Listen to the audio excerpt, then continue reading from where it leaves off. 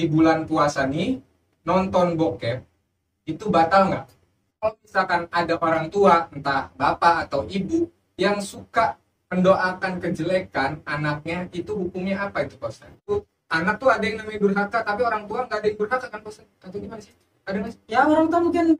Oke bro bos, balik lagi di channel Cupider di segmen yang tersakinah mawadah warohmah. Aduh, ya kan tuh, dimana lagi sih kalau bukan di segmen curhat slow? Kenapa? Karena kalian mau curhat gua dengerin, mau slow gua temenin, gitu. Jadi bro bos, kali ini lo pasti pangling gitu kan ya. Kenapa sih bang lo pakai pakaian kayak begini gitu? Karena ini yang spesial buat subscriber gua gitu kan ya, buat penonton setianya Cupider nih gitu di curhat slow. Kemarin kan udah banyak yang curhat gitu, dan sekarang gua pengen slownya dulu nih ya kan tuh. Jadi gua mengundang salah satu guru gua juga gitu ya, yaitu buat kalian semua yang udah tahu ya udahlah ya, buat yang belum tahu nih gua kasih tahu ya, gua lagi sama Ustadz Mister Mubarok. Assalamualaikum Pak Ustadz. Waalaikumsalam warahmatullahi wabarakatuh. Salam sejahtera untuk semuanya. Amin ya. Walafiat Pak Ustadz. Alhamdulillah sehat walafiat. Beliau ini adalah Salah satu guru di majelis, khususnya di Panser Hijrah gitu ya, di komunitas gua juga gitu. Jadi beliau mengisi tausiah di situ, dan sekarang gua pengen nanya-nanya nih ya tentang apa namanya keagamaan. Asiknya sekali-kali dong bro bos, boleh dong ya kan tuh. Nah kenapa sih Pak Ustadz Panser Hijrah gitu ya Pak Ustadz ya? Itu kalau hijrah itu kan dari perbuatan yang jelek ke perbuatan yang baik gitu ya. Kalau misalkan dari perbuatan yang baik ke perbuatan yang jelek, itu hijrah juga bukan Pak? Hijrah juga. Sama Kan ya? hijrahnya dari yang baik ke jelek itu kan tidak baik juga. Jadi hijrah itu tergantung kita arahnya seperti apa dan kemana gitu. Oke. Gitu. Jadi kalau kita dari yang tidak baik, kita hijrah ke yang baik, itu insya Allah hijrah yang diridhoi oleh Allah Subhanahu Wa Taala. Panser Hijrah itu berarti kumpulan orang-orang yang nggak baik tadinya, jadi baik atau Wallahu gimana? alam ya. Kita tidak boleh mengukur seseorang baik atau tidak baik, Oh iya. karena itu adalah vonis bagi Allah. Yang penting kita jalani sesuai aturan aja, sesuai ajaran agama aja. Betul. Adapun kita baik tidak baiknya, wallahu alam. Hanya Allah yang tahu kita baik ataupun tidaknya. Tapi nanti ada ciri-cirinya orang yang baik itu seperti apa. Kita nanti akan berjalan dengan sendirinya. Oh, Ya. jadi ada seleksi alam di dalamnya gitu. Iya, yang tidak baik jadi baik itu seperti apa? Yang tadinya tidak mau sholat, dia mau sholat. Yang tadinya dia kurang rajin sholat, jadi rajin sholat. Yang dia dulunya meninggalkan kewajiban untuk thalabul ilmi, kemudian dia untuk belajar ilmu, itu namanya hijrah. Dari yang tidak baik menjadi baik. Dari yang kebodohan, dari menuju jalan yang terang benderang. Adzulumati minan nur, itu insya Allah hijrah yang seperti itu, hijrah yang diridhoi oleh Allah Subhanahu Wa Taala. Dan termasuk itu salah satu hidayah dari Allah Subhanahu Wa Taala. Iya, hijrah itu kadang-kadang apa ya, nggak bisa diprediksi ya Pak Ustadz ya. Tiba-tiba ada orang yang pengen hijrah gitu. Iya. Karena tadi hijrah, orang bisa hijrah itu atau orang mendapatkan hidayah itu sesuatu apa? Rizki ya, rizki dari Allah, pemberian Allah yang paling besar. Karena urusan hidayah, orang bisa hijrah yang dari tidak baik menjadi baik itu adalah hidayah. Sedangkan hidayah itu adalah milik Allah. Ya, bukan milik seseorang. Iya. Jadi mudah-mudahan kita hadir di sini juga semua mendapatkan hidayah dari Allah Subhanahu Wa Taala. Amin ya. Jadi gitu bro bos ya. Ini sedikit mempertanyakan ya, lulu semua nih yang mau nanya di majelis tapi nggak bisa gitu. Makanya nih gue tanyain gitu loh ya. Ada beberapa pertanyaan dari kawan-kawan gue juga yang pengen gue tanyain gitu. Contohnya gitu ya. Nih gue bacain nih, ada pertanyaannya gitu bros. Ada yang nanya nih Pak Ustadz, kalau kita memberi sesuatu tapi orang yang diberi nggak mau menerima, itu hukumnya apa Pak Ustadz? Untuk orang yang diberinya gitu. Orang penerimanya yang Iya, menerima. betul. Ya, bahasa pertanyaan tersebut masih bahan ya. Apa yang diberi, siapa yang memberi, dan siapa yang menerima. Ya. Jadi kalau kita pertanyaan seperti itu bisa arah ke wajib diterima, Iya. wajib diterima, dan wajib untuk ditolak. Kalau kita memberi yang tidak baik, nih Cupit saya kasih minuman, Oh. nih saya kasih ini, diterima nggak? Oh iya, Nah, tergantung apa yang kita beri ya. Kalau misalkan berinya sesuatu yang manfaat, Manfaat ya. nah gimana tuh? Kalau sesuatu yang manfaat untuk diri kita, kalau itu lihat juga pemberi, siapa yang memberi. Kalau orang yang memberi itu kalau manfaat, kalau kita mau menerima silakan ya. Kalau nggak diterima juga nggak apa-apa, karena mubah hukumnya untuk menerima pemberian tersebut. Itu diperbolehkan diterima, diperbolehkan ditolak. Kan kita harus bisa baca apa alasannya. Kalau orang ini tidak diterima, marah nggak, kecewa nggak gitu. Kalau dia kecewa, kalau dia marah, pemberian ini padahal manfaat untuk kita juga sama butuh, nah itu kita bagusnya diterima. Bagusnya diterima. Bagusnya diterima. Tapi hukumnya mubah di sini. Mubah, Ya? ya, diperbolehkan. Mubah itu apa Pak Ustadz kasih Mubah tahu? itu diperbolehkan. Diperbolehkan. Jadi tidak ada wajib, tidak ada haram ya. Jadi pertengahan hukumnya. Jadi boleh diterima, boleh enggak ya. Iya. Tapi kalau misal yang diberinya ini enggak manfaat gitu, Iya. berarti jangan. Jangan. Ya, jangan. Hukumnya langsung tolak aja Langsung gitu tolak Pak Ustadz aja, ya. ya. Oke. Jadi karena kalau memberi itu nantinya mudarat ke kita, ya bikin maksiat ke diri kita, itu hukumnya haram untuk menerimanya. Gitu. Iya. Pemberinya apalagi Nah, kalau pemberinya misalkan apalagi? yang macam-macam gitu ya yang promosi ya. Oke, nih pertanyaan yang jarang banget lulu semua pengen tanyain ke majelis gitu ya. Nih gua tanyain nih di sini nih, Pak Ustadz. Ada yang nanya kayak gini. Kalau misalkan kita di bulan puasa nih nonton bokep, itu batal nggak? Maksudnya batal puasanya, puasa kan malam ya, malam Iya. apa siang? Malam. Malam ya. Jadi malam hari kita nonton film biru ya, film bokep itu bagaimana? Itu salah satu termasuk perbuatan yang salah juga ya, perbuatan yang dilarang juga. Untuk puasanya nggak batal karena udah malam hari, nggak ada kewajiban kita berpuasa nih ya malam hari. Jadi nilai nontonnya itu kita mendapatkan dosa. Karena segala sesuatu yang kita miliki, mata, telinga, hidung, kaki, seluruh tubuh kita, itu semua akan ditanyakan oleh Rabbul Jalil kelak nanti di akhirat. Mata kita akan ditanyakan apa saja yang kamu lihat selama hidup. Ya, telinga kita akan ditanyakan apa saja yang didengar selama hidup. Baik buruknya amaliyah yang kita lakukan oleh anggota tubuh kita, itu nanti akan dipertanggungjawabkan diri kita sendiri. Kalau itu baik, in khairan fa khairan, maka kita akan menjadi baik. Wa in syarran fa syarrun, maka apabila kita sering banyak melakukan kejelekan dengan melihat, dengan mendengar, dengan melakukan segala sesuatunya, maka di situ pun akan ditemukan ke kita azab ataupun siksa ataupun kejelekan di diri kita. Mungkin itu. Ya. Oke, berarti nggak batal ya Pak Ustadz ya kalau puasanya? Kalau kan udah malam, kalau udah malam apalagi ngelihat bokep ya, kita berhubungan intim aja dihalalkan. Ya, uhilla lakum lailatas siyami rafasu ila nisaikum di Al-Qur'annya. Dihalalkan untuk kamu sekalian ar-rafasu apa jima. Berhubungan intim dengan istri kita. Dihalalkan untuk malam harinya. Malam hari. Kalau siang hari jangan macam-macam. Jangan macam-macam. Kalau kita melakukan hubungan intim di siang hari, puasa kita batal dengan sebuah hubungan intim, maka kita kena kafaratul udma. Tuh. Kifaratul udma itu apa? Kifarat tuh. Di antaranya adalah kita harus bayar kifarat berpuasa 2 bulan berturut-turut tanpa ada pesah. Tuh, bro Ya, bos ya. 2 bulan berturut-turut. Hati-hati tuh. kalau- Semalam, sehari kita batal puasanya dengan berhubungan intim. Oh, berarti langsung kayak minum. double combo gitu bro bos ya. Jadi mendingan lulus semua nih kalau bulan puasa ya tahan dulu deh, jangan main di siang hari ya.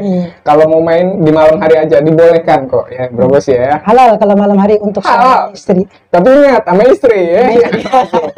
Aman. Istri sendiri, jadi istri tetangga. Oh, dan bisa juga ya ngomongin istri tetangga bro bos. Nah, oke. Doanya orang tua itu doa yang paling mujarab katanya Pak Ustadz. Insya Allah.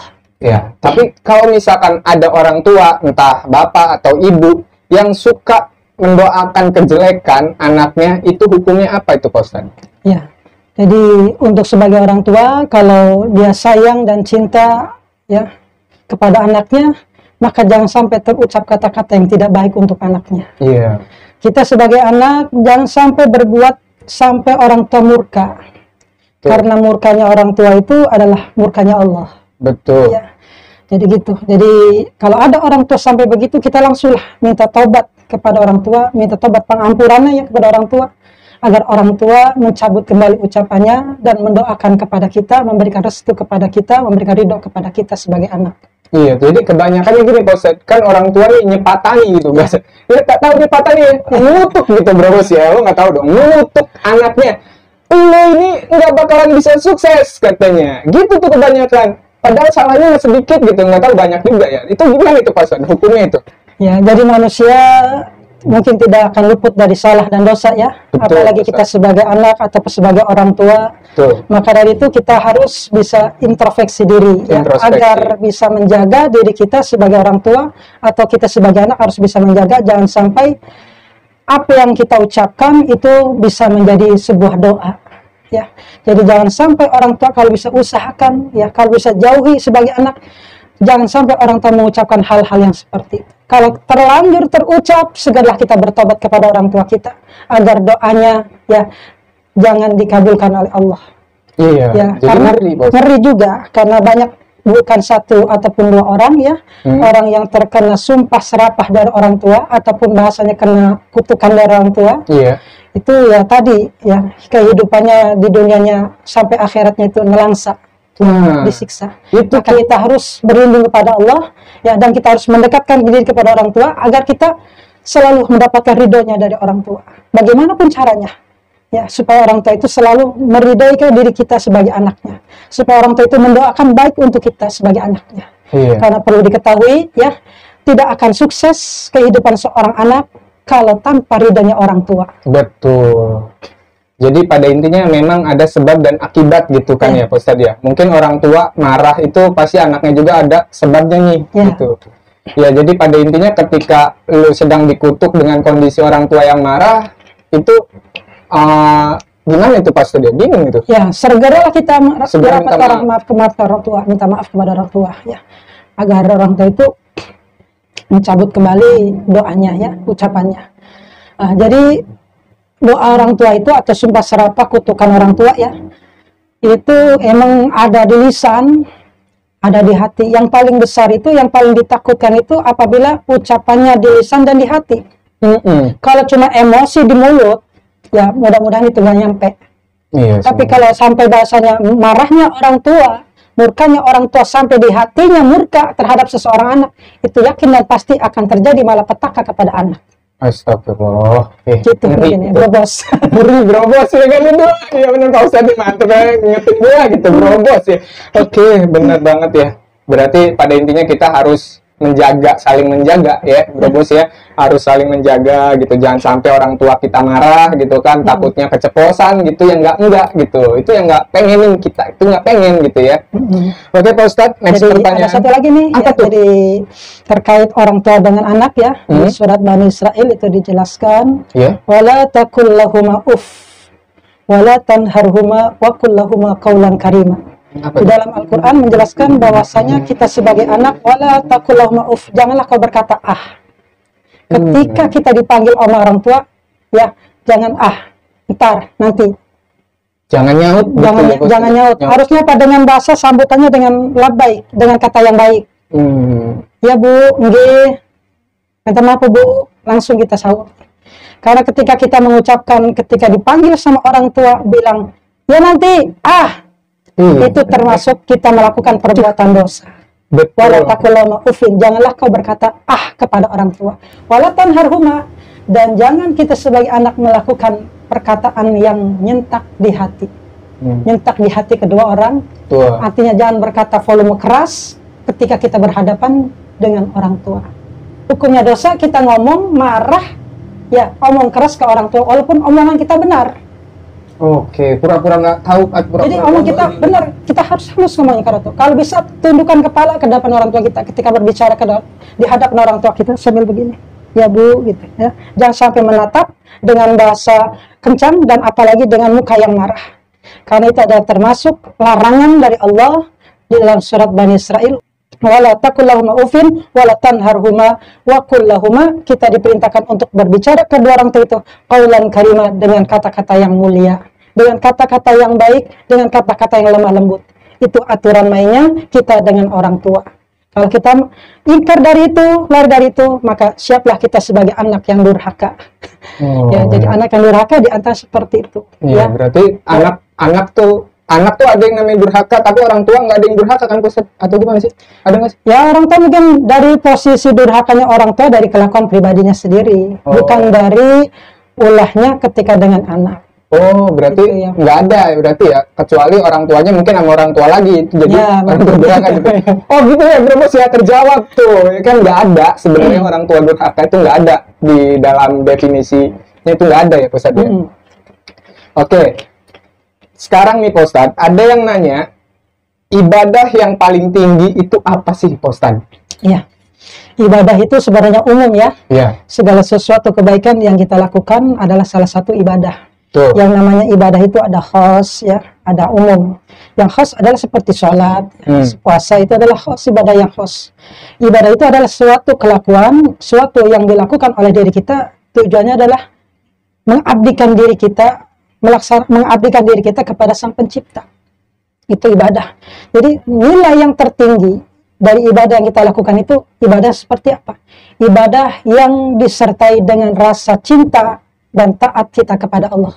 Apapun yang kita lakukan, kalau didasari dengan rasa cinta kita kepada Allah, taat kita kepada Allah, dengan keikhlasan kita ibadah melakukannya kepada Allah, insya Allah itu nilai, apapun yang dilakukan itu nilainya tinggi.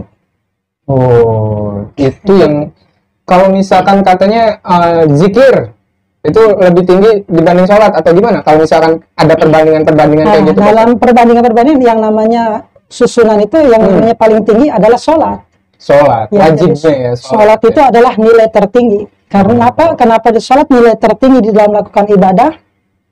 Karena segala sesuatu yang kita lakukan, yang namanya ibadah itu semua ada di sholat. Kejujuran ada di sholat, kedisiplinan ada di sholat, ketawakalan ada di dalam sholat, kesabaran ada di dalam sholat. Ya, secara bersuci segala sesuatu yang kita lakukan, ya setiap hari sesuatu segala macam itu ada semua di dalam sholat. Maka yang tadi, pantas Allah kelak nanti di akhirat itu akan menghisab itu yang pertama dihisab adalah sholat. Awalu yuhasibu ala abdih as-sholat. Pertama yang akan dihisab oleh Allah kelak nanti di akhirat itu adalah sholat. Kalau sholat kita baik, benar, maka seluruh amal kita baik dan benar. Tapi kalau sholat kita belang-belang, sholat kita masih salah, masih acak-acakan, maka amal yang lain pun masih diragukan. Bisa-bisa tidak diterima gara-gara sholat kita belum benar. Jadi tuh apa, laksanakan sholat, ya kan ada bahasa istilahnya, laksanakan sholat walaupun kita sebagai orang yang masih melakukan maksiat. Dengan sholat itu mudah-mudahan kelak ya apa, sholat kita akan menjadikan benar-benar kita ibadah kepada Allah dan kita benar-benar meninggalkan maksiat kepada Allah. Betul, meskipun kita masih berbuat maksiat katanya ya, tuh sholat gitu Bro Bos ya, inna sholata tanha anil fahsya wal munkar. Cuma itu yang gue tahu. Itu adalah targetnya sholat. Targetnya sholat itu kalau kita sudah bisa mencegah perbuatan yang kejam munkar, berarti sholat kita itu udah finish. Tapi kalau kita masih sholat, ya, tapi masih dalam maksiat, STMJ. STMJ ada lagi. Ya, sholat terus, maksiat, Jangan. Nah itu bagaimana? Terus saja kita sholat, tetap sholat. Jangan sampai tinggalkan sholat dalam keadaan apapun kita. Kalau bisa nanti mudah-mudahan kedepannya dengan sebab ya asariyah sholat kita, ibadah kita kepada Allah, kita lebih didekatkan diri kepada Allah dan kita akan dijauhi, dimaksum oleh Allah untuk melakukan perbuatan-perbuatan maksiat. Karena segala sesuatunya manusia itu adalah la haula wala quwata illa billah. Kita tidak bisa melaksanakan taat kepada Allah, kita tidak bisa melakukan menjauhi maksiat dari Allah kalau tidak mendapatkan pertolongan dari Allah. Jadi hakikatnya orang yang bisa melaksanakan taat, orang yang bisa menjauhi maksiat, itu orang sudah mendapatkan inayah, pertolongan dari Allah Subhanahu wa Ta'ala. Mungkin kita ini sholat mau, tapi maksiat masih, berarti kita pertolongannya masih tersendat-sendat. Gitu, Bros. Buat kalian semua nih, yang kalau misalkan kalian masih maksiat gitu ya, maksiatnya disedikitin lah gitu ya. Yang penting lu jangan tinggal sholat gitu Bro Bos ya.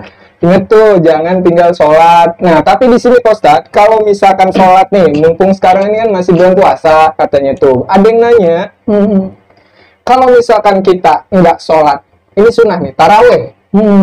Karena kan kita itu lagi sedang mencari nafkah gitu. Itu gimana tuh pendapatnya Pak Ustadz? Ya, sholat tarawih ya adalah untuk menyempurnakan menambah nilai pahala puasa kita. Ya, jadi sholat tarawih itu kalau kita tidak bisa dilakukan dengan berjamaah di masjid, ya, khususnya pada umumnya adalah habis sholat isya langsung melaksanakan tarawih, kita bisa melaksanakan sholat tarawih di rumah, berjamaah dengan teman kita, dengan anak kita, atau dengan istri kita, dengan siapa. Ya, jadi sholat tarawih itu tidak ada batas waktu dari habis isya sebelum subuh. Jadi jam 1, jam 2 kita masih boleh tarawih. Boleh ya. Ya, boleh tarawih. Jadi tidak ada bahasa istilah kita usaha tadi ya, kita ninggalkan tarawih, tidak ada. Jadi tetap nanti kita ada waktu senggang, waktu longgar, jam berapa, jam 11, kita silakan sholat sunat tarawih. Oh, jadi situasional ya. Tapi dibolehkan itu Pak Ustadz ya, kalau misalkan disuruh memilih di waktu yang sama gitu, ketika udah tarawih, tapi akhirnya kita nggak bisa tarawih gitu, karena kita ada kesibukan kerjaan mencari nafkah itu. Berarti diperbolehkan, tapi setelah sudah mencari nafkah, ada waktu ya, lo harus sholat tarawih gitu. ya. Karena tadi manfaatnya yang kita lakukan sholat tarawih itu adalah untuk menyempurnakan atau untuk menambah nilai pahala puasa kita.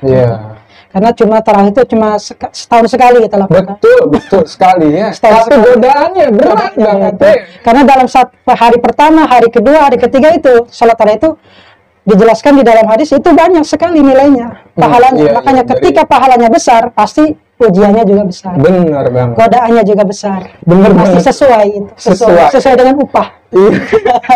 Lu mau surga ya, adanya kipas angin mah gampang. Adanya surga mah susah, bro, serius. Kecuali adanya kipas angin gitu kan ya. Gampang gitu. Jadi ya sesuai lah ya. Begitu susahnya mencari surga gitu. Tapi nggak susah-susah amat kalau misalkan lu bisa ngejalaninnya gitu, bro bos, ya kan tuh. Oke, ada nih Pak Ustadz, sesuatu niat baik gitu kan, istilahnya saya mau menolong nih, saya udah ada niat baik, saya mau menolong, tapi dengan cara yang tidak baik, seperti berbohong gitu menolongnya, itu seperti apa itu Pak Ustadz? Ya, jadi hukum tolong menolong ya, memberikan pertolongan atau meminta tolong. Betul. Ya. Jadi itu nanti kembalikan lagi juga kepada korenahnya ya, situasi kondisinya seperti apa ya. Kalau itu kita menolong, kita minta pertolongan ya, pada situasi yang genting gawat yang bisa mengganggu bisa jiwa kita bisa melayang. Kalau kita minta tolong itu hukumnya wajib kita minta tolong, dan orang yang dimintai tolong itu wajib juga memberikan pertolongan, karena atas dasar adalah minta tolongnya wajib dan memberikan pertolongannya wajib ya. Jadi kalau kita hukumnya sunnah, maka memberikan pertolongan, minta tolongnya sunnah ya, memberikan pertolongannya juga sunnah. Kalau kita minta tolongnya hukumnya haram, memberikan pertolongannya juga haram. Minta duit pinjam duit sih tolong sih. Buat apa? Buat beli minuman atau buat beli apa yang tidak baik. Berarti kita kan ngasih pinjaman, tolong ya, ngasih pertolongan. Berarti itu sama dengan haram juga. Minta pertolongan seperti itu haram, memberikan pertolongan juga seperti itu haram. Jadi tadi kembalikan lagi tergantung situasi dan kondisinya. Jadi tadi permasalahannya adalah minta tolong tapi dengan berbohong. Minta tolongnya itu memberikan pertolongan itu apa? Contohnya, misalkan gini Pak Ustadz, tolongin ya, nanti misalkan bini gua nelpon bilang aja gua lagi sama lu gitu. Itu kebanyakannya gitu tuh. Temen gua gitu tuh. Alasannya gua jadi bantalan gitu. Untuk kita tolong menolong ya, membantu itu emang ada aturannya di Al-Qur'an yang dimana kata Allah, wa ta'awanu 'ala birri wa taqwa. Wa ta'awanu 'ala ismi wal udwan. Wa ta'awanu 'ala birri wa taqwa dalam hal kebaikan dan ketakwaan. Dalam hal yang baik. Wa ta'awanu 'ala ismi wal udwan, dan janganlah tolong menolong dalam perbuatan dosa dan permusuhan. Jadi tolong menolong ya, itu ada aturannya juga di Al-Qur'an. Kalau itu hal baik, yuk silakan kita tolong menolong sesama kita. Tapi kalau itu yang tidak baik, kita diperintahkan untuk meninggalkannya. Jangan minta tolong, jangan memberikan pertolongan terhadap hal-hal yang tidak baik, yang mengandung unsur dosa, unsur maksiat, unsur permusuhan. Oke, tapi kalau misalkan nih teman yang nggak ditolongin bisa ribut gitu, gimana itu Pak Ustadz? Serba salah itu kan? Ya, itulah. Jadi ketika kita melakukan suatu hal kebaikan, ya, mempertahankan suatu kebaikan, mengucapkan suatu kebaikan, kul inkana wa inkana muron, kul haqqu wa inkana muron. Katakanlah sesuatu perkara yang hak itu, walaupun itu terasa pahit untuk kita, untuk teman kita. Oke, berarti saklekin aja Saklekin gitu aja, ya, ya, Pak Ustadz jadi ya. panggilan. Gue nggak bisa gitu ya, jangan kalau nelpon gue gitu ya, Bro Bos ya, minta alasannya kayak gitu lagi gitu, gue langsung bilang nggak bisa ya, udah ada nih gitu. Ya. Iya kan cuy. Malah kalau kita ngikutin kemauan mereka untuk berbuat dosa, berbuat maksiat, berbuat bohong, ya, maka kita akan kena efeknya juga, Iya. kena imbasnya juga. Bener Pak Iya, Ustadz. gitu. Jadi saya tuh kadang mikir gitu ya, nih kalau misalkan saya bantuin, ya sesekali pernah saya bantuin gitu. Tapi kalau misalkan keseringan bisa domino juga semuanya ya Bro Bos gitu. Nanti kalau di nelpon gua lagi jangan cari bantalan ya. Oke. Buat kawan-kawan Cuhaider ya, yang setelah menonton video ini gitu kan ya, berfaedah bang, mantap, iya dong, ya kan ya, kadang-kadang gitu. Jadi kalau misalkan lu mau nanya-nanya lagi, bolehlah nanti ya kita bikin sesi pertanyaan lagi. Kalau misalkan lu pengen nanya-nanya gitu bang, pengen nanya yang berfaedah gitu ya, coba tanya aja di komen, nanti siapa tahu gue bikin lagi nih kayak begini gitu ya. Pak Ustadz makasih banget udah Sama-sama. dateng, udah ngasih tausiahnya gitu, udah kasih edukasi ke kawan-kawan Cuhaider nih. Semoga kalian semua yang mendengarkan, yang bermanfaatnya aja yang lu dengar, dan pastinya ini kayaknya bermanfaat semua ya. Kalau enggak ya udah maklumin lah. Namanya juga manusia, nggak ada yang sempurna, Pak Ustadz. Ya benar. Yang Jadi sempurna yang sempurna adalah hanya Allah ya. Jadi kalau ada kata yang baik itu bukan dari diri saya ya, tapi kalau ada kata-kata yang tidak baik itu dari pribadi saya. Saya mohon maaf dan dimaklum atas segala kekurangan dan kekhilafan kesalahan terhadap diri saya yang saya ucapkan terhadap penggemar siap. Cuhaider. video Feder. Ya, Ya. ya, makasih banget Pak Ustadz. Sama-sama. Ya. Oke Bro Bos, cukup dulu video kali ini. Nanti kita lanjut di segmen curhat slow selanjutnya. Dan ini isinya slow gitu kan ya, sambil ngobrol-ngobrol aja gitu, tanya jawab ya Pak Ustadz ya. Makasih Pak Ustadz, salam dulu, salam. Assalamualaikum. Waalaikumsalam warahmatullahi wabarakatuh. Bye. Tapi nih, Pak Ustadz, ada nggak sih edukasi seks ya di syariat agamanya tuh kayak gimana sih?